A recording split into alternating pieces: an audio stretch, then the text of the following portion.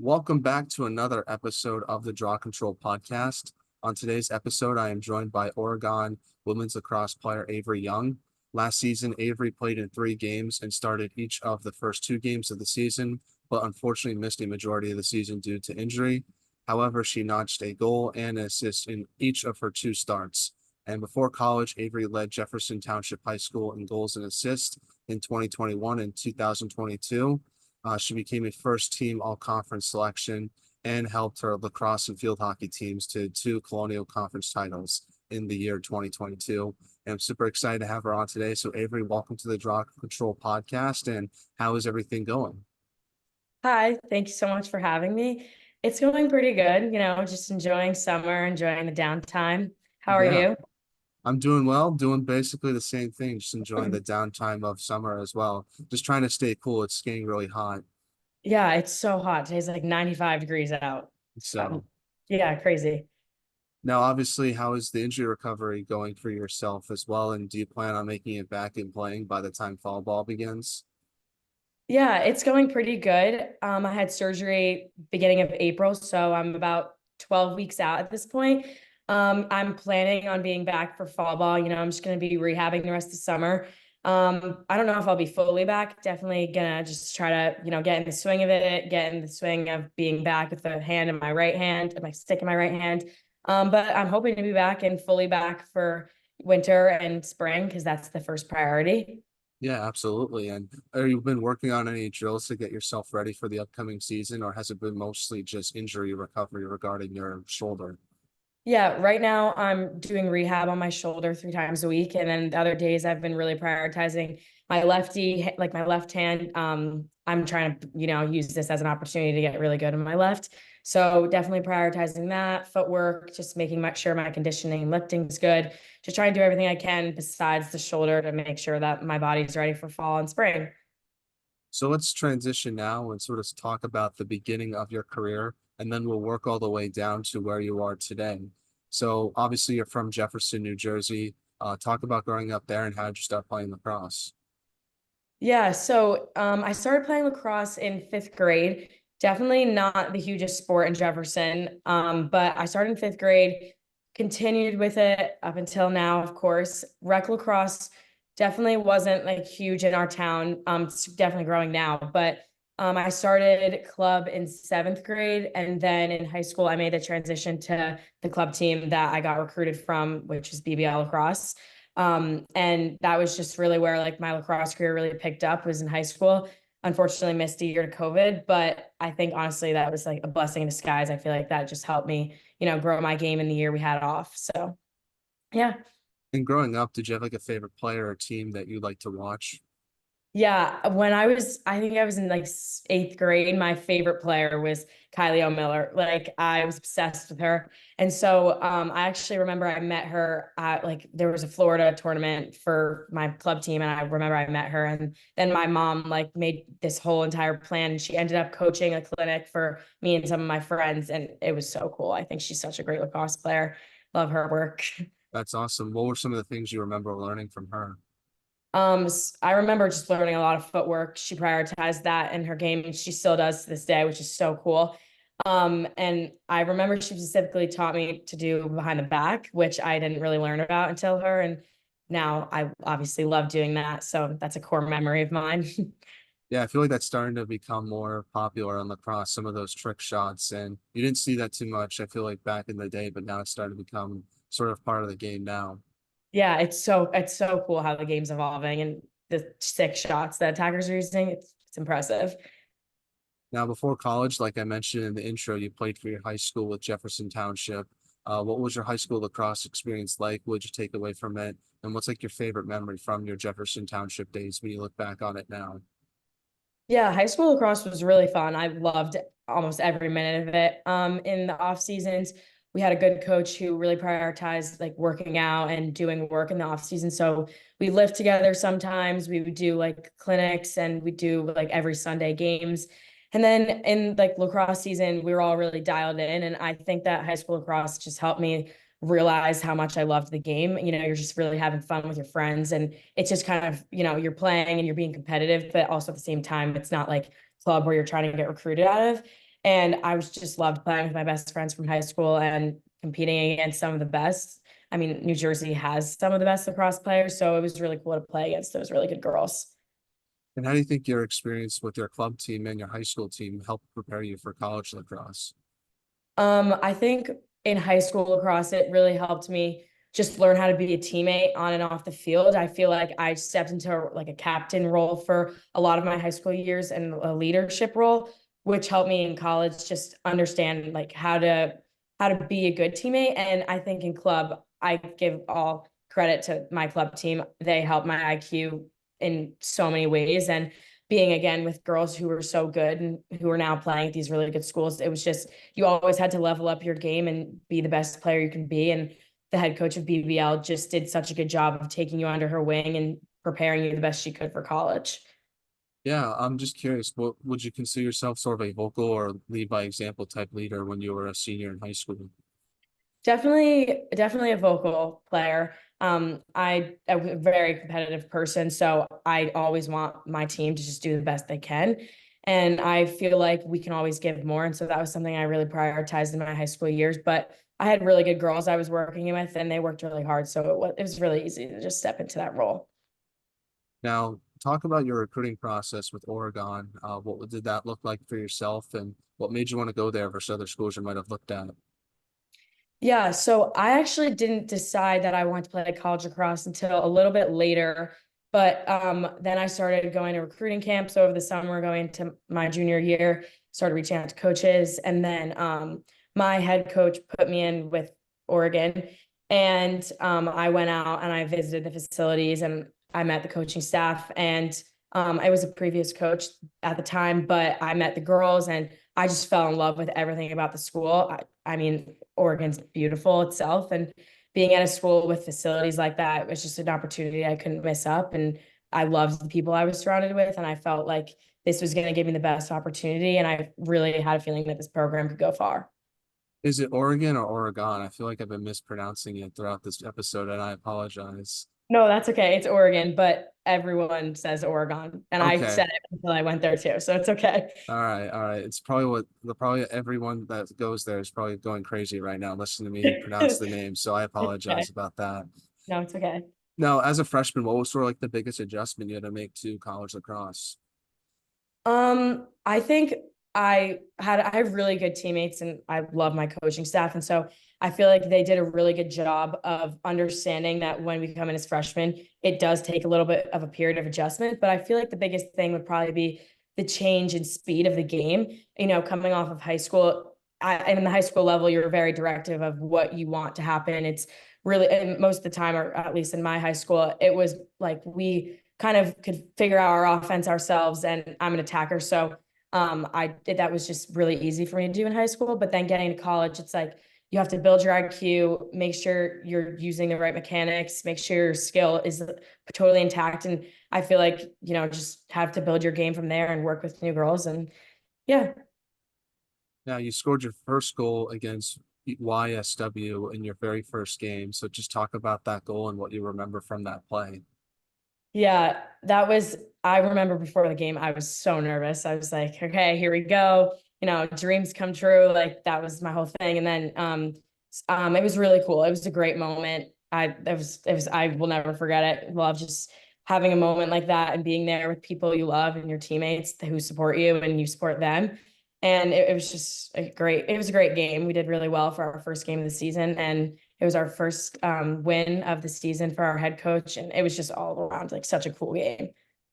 Yeah, talk about what it was like playing in the Pac-12 and just the competition you faced each game. I know you only played against Stanford, but I'm just curious from watching from the sidelines what your thoughts were on some of the other teams that were in that conference. Yeah, Pac-12 is just the lacrosse in the Pac-12 is so good. I mean, you have girls coming from all across the country, West Coast, East Coast. And some of these girls have the top recruits in the country. And so playing against these really like good teams, it pushes you to push the pace. And especially for us, that's something we focused on this year. And it was cool to just be able to watch my team compete against these really good girls and watch these other girls on these teams, do what they were doing. It's just the Pac-12 is just such a competitive conference. Now, what are your thoughts about moving to the Big Ten and having to play teams like Maryland and Northwestern on a consistent basis? I feel like that's gonna be a lot of fun, but as a fan, I will miss the Pac-12. Yeah.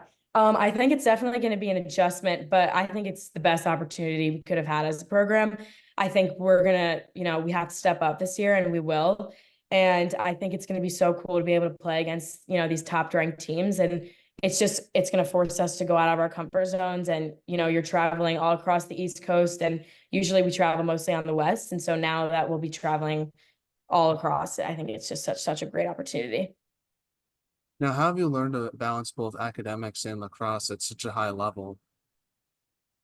Yeah, so at Oregon, again, shout out to my academic advisor. She does such a good job of making sure that our schedules are intact for our seasons, and like what we'll be able to do, what classes we'll miss, based off of just our schedule. And so I feel like something that definitely learned in the fall was that you have to prioritize specific parts of your days for school and specific to parts for lacrosse, and they have to be separate.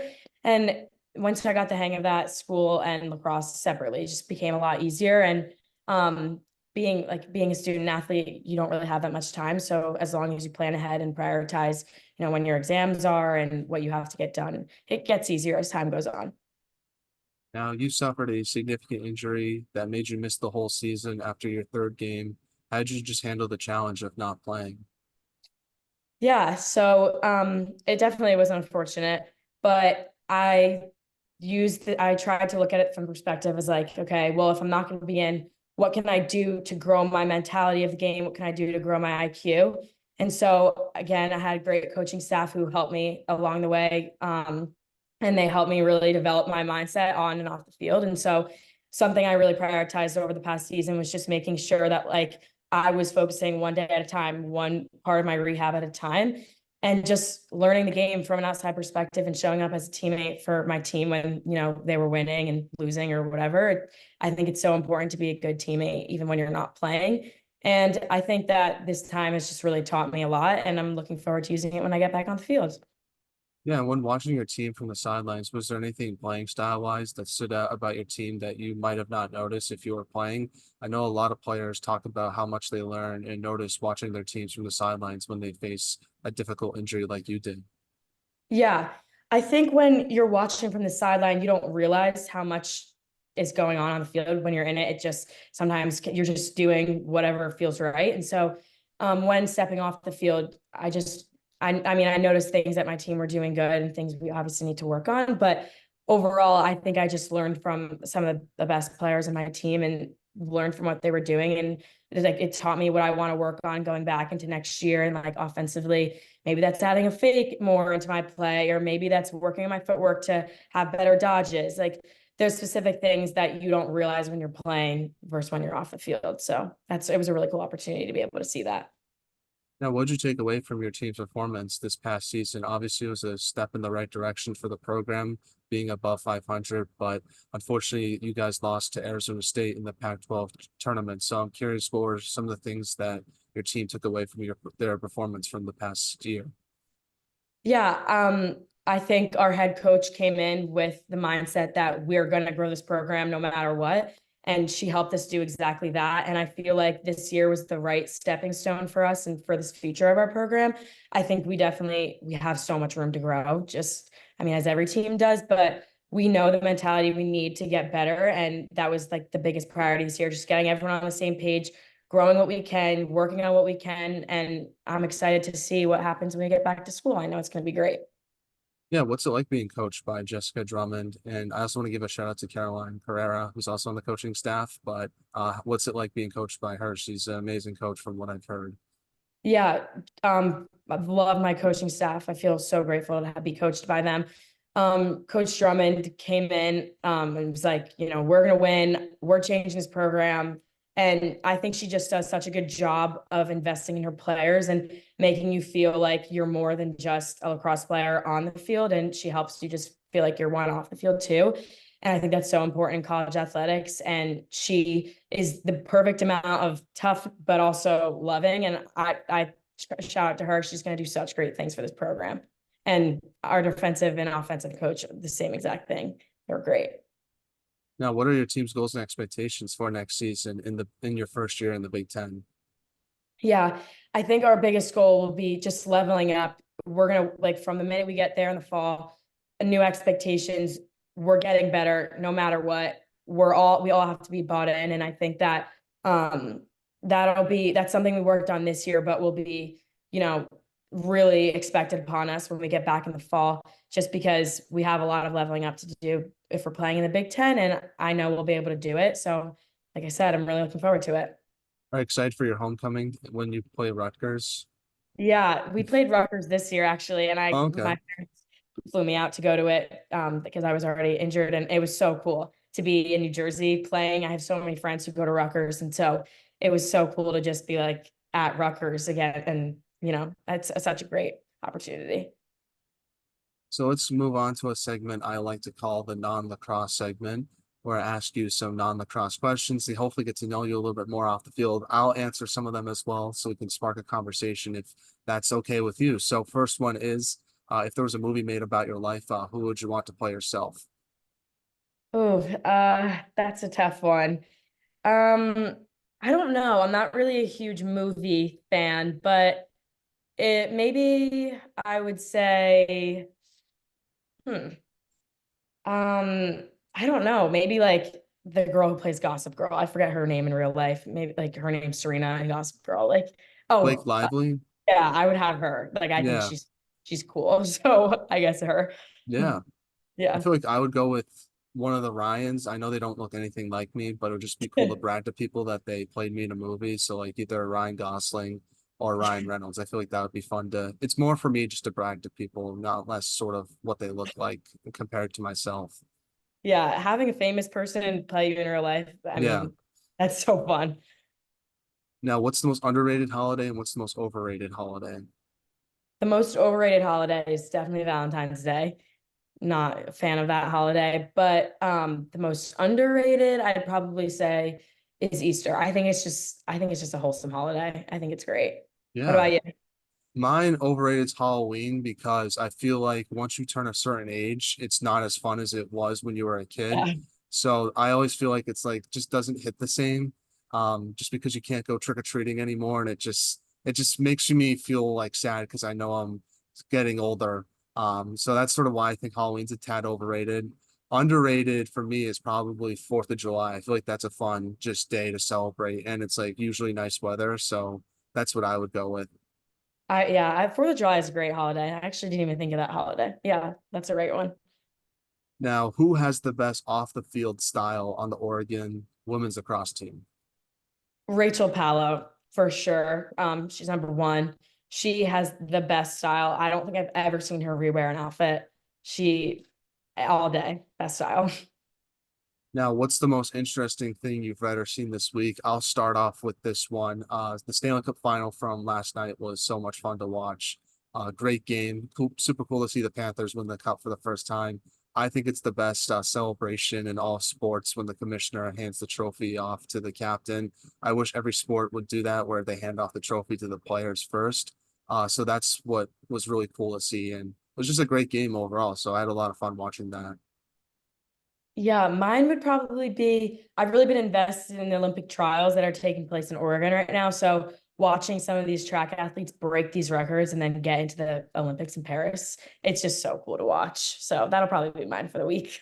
That's awesome. I haven't seen too much Olympic stuff. I just saw that Cody Simpson. I don't know if you remember him. He was Yeah, like almost qualified for the Olympics. I was like, I thought he was like a pop star, but I guess now he's a swimmer, which is pretty cool. yeah. Wow, diverse. Yeah, way to Good be. for Yeah. him, though. Good for him. Yeah. Now, getting back to some lacrosse questions now. First one I want to ask you is what should be done to help grow women's lacrosse from your perspective? Um, I think the game is going in the right direction. I think it's being grown all across the country. One thing I'd say is just keep growing on the West Coast. Definitely being in Oregon and from New Jersey, it is definitely a switch of how much people know about lacrosse from the West Coast versus the East Coast. And so I feel like just growing clinics out west and recruiting out west and just, making it all across the country sport. I think that'll do great things for our game. But honestly, lacrosse being the 2028 Olympics, I think is the right step. And I'm In the excited. West Coast too. Yeah, Yeah, exactly. yeah. Looking at UCLA and UW, Washington. You guys got to get women's lacrosse programs because I want to see that West Coast start to form and those rivalries start as well. Yeah, me too. That'd be so fun. They're such good schools. Now, do you have any shout outs you want to give to any of your teammates, family members, and friends? And who should we have on the podcast next? Because you were the first Oregon women's lacrosse player that we had on. Yeah. Oh, anyone on my team should come on. I mean, you have Anna Simmons, who's done such great things for our program. Rachel Pala, who have I already mentioned. One of the freshman defenders in my class, Lexi Jenkins, she started every game this season. She has such a great mindset on so much part of this team. You have Alex, who is now participating in Canada Box.